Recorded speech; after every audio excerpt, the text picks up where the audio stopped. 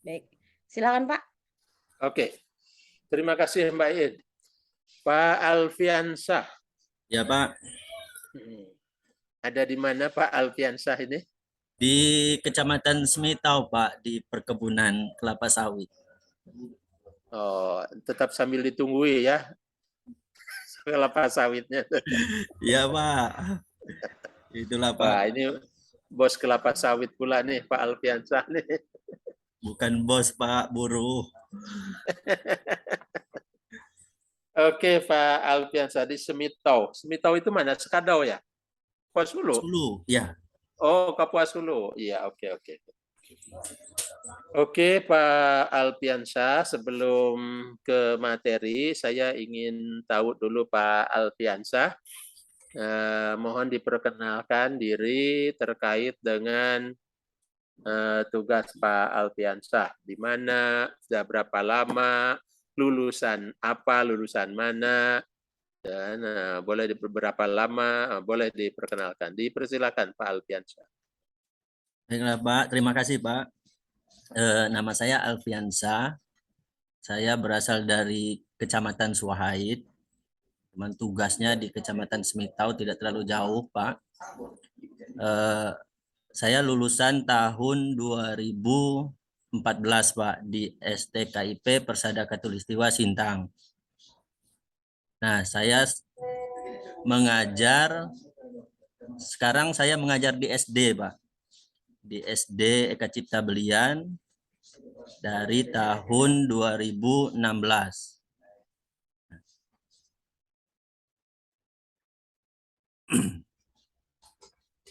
Seperti itu Pak. Sudah berkeluarga Pak Alfiansah? Sudah Pak. Alhamdulillah dua jagoan. Dua kader Pak Iya, Alfiansah. dua jagoan. Oke, Pak Alfiansah. Tadi mengajarnya di SD ya? Iya Pak. Mengajarkan apa Pak Alfiansah di SD? Saya sebagai guru kelas Pak. Nah, kalau guru kelas itu lebih sakti dibanding dengan guru mata pelajaran Pak Alfiansah. Lebih hebat karena serba bisa, ngajar ini juga, ngajar itu juga, begitu kan kalau guru kelas itu kan ya? Iya Pak. Semuanya dilahap. Semuanya, betul. Semuanya. Mengapa Pak Alfiansah ditempatkan di SD? Karena awal tes perekrutan itu Pak, jadi langsung ditempatkan di SD karena kan perekrutan PT kan menunjuk ke sekolah di mana gurunya yang masih kurang. Seperti itu Pak. Karena kemarin kan masih linier untuk mata pelajaran bahasa Indonesia ke SD Pak. Tidak berebutan juga dengan PGSD? Nggak tahu juga Pak, karena yang lolos cuman 2 orang, jadi ditentukan juga Pak. Iya, malah yang mudah-mudahan tidak bermasalah lah. Dan sesuai SK-nya berarti ya Pak Alfiansah ya. SK-nya memang di SD ya? Iya Pak. Oke, berarti harus menambah banyak ilmu lagi tuh Pak Alfiansah itu. Karena mengajar banyak tadi itu, matematika juga harus bisa. Dan masih banyak lagi yang lain-lainnya. Karena guru kelas ya, bukan guru bidang studi. Iya Pak. Oke, baik Pak Alfiansah, kita mulai. Dimanapun Pak Alfiansah mengajar atau siapapun mengajar, tentu selalu dengan persiapannya. Persiapan merupakan kewajiban bagi seorang guru untuk dibuatnya. Apakah Pak Alfiansah membuat persiapan itu dan apa persiapannya? Iya Pak. Terutama perangkat pembelajaran Pak, sebelum saya mengajar, istilahnya kalau di sekolah saya Pak, sebelum semester itu guru-guru sudah membuat perangkat pembelajaran. Yang terutama pemetaan SKKD dan RPP itu harus Pak. Beserta dalam bentuk apa Pak Alfiansah perangkat pembelajaran yang Pak Alfi buat? RPP bisa Pak. Terus pemetaan Pak, dan materi serta agenda. Oke, RPP ya. RPP dibuat berdasarkan silabus ya. Iya Pak. Silabus berdasarkan kurikulum, begitu kan? Iya Pak. Kurikulum SD yang digunakan kurikulum mana, Pak Alfi? SD saya menggunakan K13 Pak. Baru-baru tahun ini menggunakan kurikulum Merdeka untuk kelas 1 dan kelas 4. Untuk kelas 1 dan kelas 4 sudah mulai ya? Iya. Pak, berarti sudah hebat juga tuh, sudah mulai diterapkan. Ya, 2 kurikulum Pak. Berarti ya tidak apa-apa. Ada juga yang bauran, masih bauran, enggak masalah itu kan. Yang penting semuanya ada dasarnya. Semua kurikulum baik kok, gitu kan. Nah, adapun kalau perubahan-perubahan justru untuk menambah kebaikannya itu. Kalau saya menafsirkannya seperti itu. Bukan karena jelek lalu diganti, tidak. Tapi penyempurnaan. Penggantian itu adalah penyempurnaan. Baik Pak Alfiansa, dalam kurikulum, dalam RPP tadi yang Pak Alfi katakan itu, coba sebutkan unsur-unsurnya, yang pokok saja atau yang penting saja lah, gitu kan? Yang di dalam RPP Pak. Ya, yang ada di RPP. Pertama ada identitas sekolah Pak.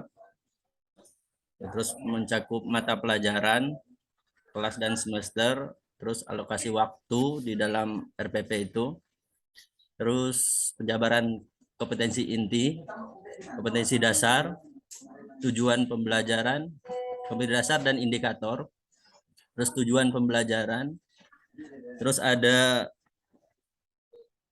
materi pembelajaran, model, metode, dan media, bahan pembelajaran, kemudian ada kegiatan pembelajaran. Dalam kegiatan pembelajaran dibagi 3 Pak, kegiatan inti, kegiatan pembuka, kegiatan inti, dan kegiatan penutup. Kemudian ada evaluasi. Ya, nah di bagian akhir evaluasi ya. Di bagian akhir adalah evaluasi. Oke, Pak Alfiansa. Tadi di bagian pendahuluan atau ya katakanlah di bagian pendahuluan. Nah, karena terbagi 3 itu kan, ada pendahuluan, kemudian di tengah pelaksanaan, dan di bagian akhir ada penutup. Nah, di tengah itu adalah intinya. Di bagian pendahuluan itu Pak Alfiansa menyebutkan ada tujuan pembelajaran. Tujuan pembelajaran ini Pak Alfiansa selain ditulis dalam RPP, disampaikan tidak kepada para siswanya atau peserta belajarnya, peserta didiknya? Disampaikan Pak. Saat pendahuluan awal itu disampaikan. Oke. Di awal ya, berarti di awal ya. Ya. Nah, dan itu kewajiban guru ya, itu tetap dipertahankan. Nah, bahkan kalau masih ada kekurangan-kekurangan diperbaikilah oleh Pak Alfiansa. Misalnya kekurangan menyampaikan ini kok waktunya menyita, ya bagaimana caranya supaya praktis ekonomis lah itu kan. Nah, dari segi waktu efisien, efektif efisien gitu kan. Seperti itu Pak Alfiansa ya, tetap wajib disampaikan. Nah, saya bertanya nih, mengapa atau untuk apa tujuan pembelajaran itu disampaikan di awal? Sebagai acuan untuk kegiatan pembelajarannya Pak. Untuk mencapai tujuan pembelajaran itu, jadi acuan dalam pembelajaran itu. Jadi supaya tidak jauh menyimpang dari pembelajaran. Iya, supaya tidak menyimpang ya Pak Alfia. Ya, Pak. Dan bagi peserta didik supaya apa?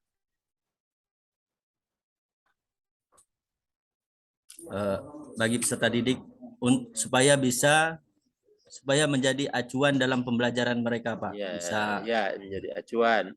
Supaya tahu ya mau dibawa kemana itu kan. Ya, kegiatan pembelajaran. Seperti lagu tuh, mau dibawa kemana tujuan ini. Nah, itu penting memang harus diberitahukan. Jangan sampai ngambang, kemudian gagap. Ini mau apa sih kok guru ini ngomong ini? Tidak lagi begitu kalau sudah disampaikan. Ini loh, kita ini mau ke Semitau dengan kendaraan darat. Jadi kalau mau ke Semitauan, udah terpikir dalam benak siswa itu, oh pakai kendaraan darat berarti ini. Saya bercerita dari Pontianak nih ya. Iya. Kalau dari Pontianak, kalau saya dari Pontianak, berarti pakai kendaraan ini. Seperti itu. Ada arah yang mau ditujunya itu, kemudian dalam perjalanannya juga arah itu dilaksanakan sehingga tercapailah tujuan itu. Oke, terima kasih Pak Alpiansa. Berikutnya masuk ke inti ini, masuk ke inti pembelajarannya, pokok pembelajarannya. Tentu Pak Alpiansa menyesuaikan pembelajaran ini dengan apa yang ditulis dalam RPP itu, begitu kan? Iya, Pak. Nah, sesuai dengan RPP. Karena sesuai dengan perencanaan. Nah, sekarang muncul permasalahan nih. Ada hambatan sehingga apa yang direncanakan, yang intinya ini tidak bisa dilaksanakan. Nanti silakan Pak Alpi menyebutkan contohnya apa, gitu kan? Yang penting bagi saya itu, nah bagaimana Pak Alpi menyikapi hal tersebut atau adakah solusinya? Silakan. Jika kegiatan inti dalam pembelajaran ini tidak terlaksana, Pak, saya bisa menggunakan media dalam pembelajaran, Pak, seperti mengirim beberapa materi untuk siswa, nanti dipelajari siswa di rumah, dan pertemuan berikutnya bisa dibahas karena siswa sudah mempelajari terlebih dahulu di rumah. Jadi ada rencana B-nya begitu, Pak Alpiansa? Iya, Pak. Nah, tidak serta-merta sudahlah karena ini ada hambatan, ya sekolah dibubarkan saja, atau kelas ini diliburkan saja, begitukah? Tidak, Pak. Tidak ya. Nah, tetap proses pembelajaran harus berlangsung ya. Iya, Pak. Oke, situ karena di dalamnya ada pendidikan, ada pengajaran, gitu kan. Nah, tentang pendidikan dan pengajaran mungkin Pak Alpiansa bisa menjelaskannya. Apa itu pendidikan, apa itu pengajaran? Pendidikan itu guru mendidik siswa tidak hanya dari materi pembelajaran, melalui tingkah laku, bimbingan, dan membentuk perilaku siswa, itu membimbing. Oke. Kalau pengajaran dia hanya berfokus pada pencapaian tujuan yang ingin dicapai di dalam materi itu. Oke, ya. Jadi bahasa saya lebih vulgar lagi. Kalau mengajar, semua orang bisa, asal pintar. Semua orang pintar bisa mengajar. Tapi mendidik, tidak semua orang pintar pun bisa mendidik.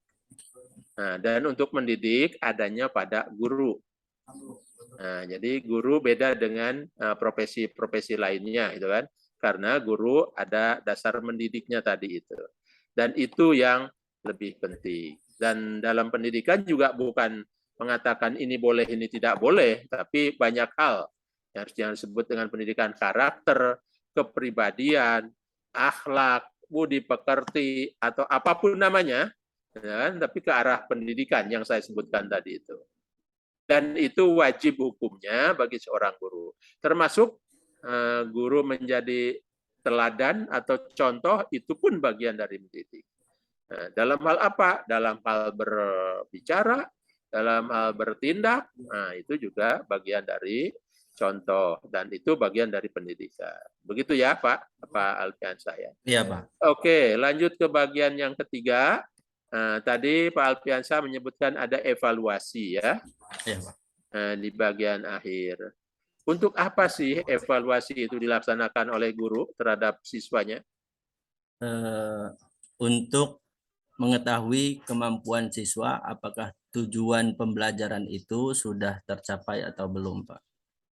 Baik, untuk mengetahui ketercapaian tujuan pembelajaran yang dilaksanakan itu ya. Iya, Pak. Nah, untuk gurunya ada tidak di situ tuh?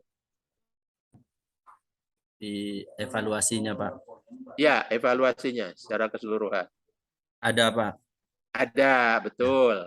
Jadi kalau tidak tercapai, misalnya kalau muridnya rendah, ada apa nih? Kan begitu ya? Ya, ada masalah dengan pembelajaran gurunya berarti. Ada apa dengan pembelajaran guru? Apakah saya salah? Kasarnya begitulah. Lalu buatlah introspeksi di situ tuh kan. Apakah cara penyampaiannya, apakah cara berbicaranya, apakah materinya terlalu tinggi, apakah siswanya tidak memperhatikan atau kurang perhatian, sehingga gurunya lepas kontrol dari itu, dan masih banyak lagi terkait dengan gurunya juga. Itu juga bagian dari evaluasi. Ya, dan setelah itu tentu ada remedi kan? Iya, Pak.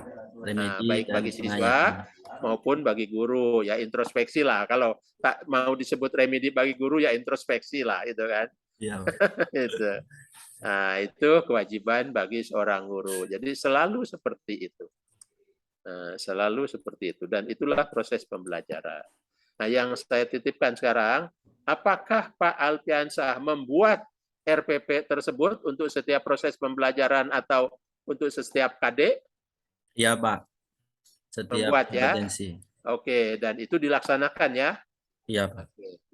Dan itu yang jawaban Pak Alfi barusan itu adalah merupakan janji juga melanjutkan akan memperbaiki menjadi lebih baik lagi, janji terhadap diri sendiri, dan hanya Allah yang memperhatikan janji Pak Alfi. Saya tidak tahu apa-apa, tapi saya berkeinginan untuk memenuhi janji tersebut ya Pak Alfi ya. Ya, amin, amin, Sehingga Pak. dunia pendidikan menjadi lebih maju, dunia pendidikan lebih cerah lagi gitu kan, dan hasilnya peserta didik menjadi lebih baik tentunya. Amin, Pak. Begitu Pak Alfi ya. Iya, Pak. Oke, dari saya cukup sekian, nanti tinggal dilanjutkan oleh Ibu Sira Saman kalau tidak salah itu. Iya, Bu Saman, Pak. Bu Saman, tapi mungkin ada terlambat, disuruh nunggu saja karena Bu Saman masih dalam perjalanan. Itu saja dari saya, cukup Pak Alfi. Terima kasih. Terima kasih, Pak. Oke, terima kasih. Saya serahkan kepada operator.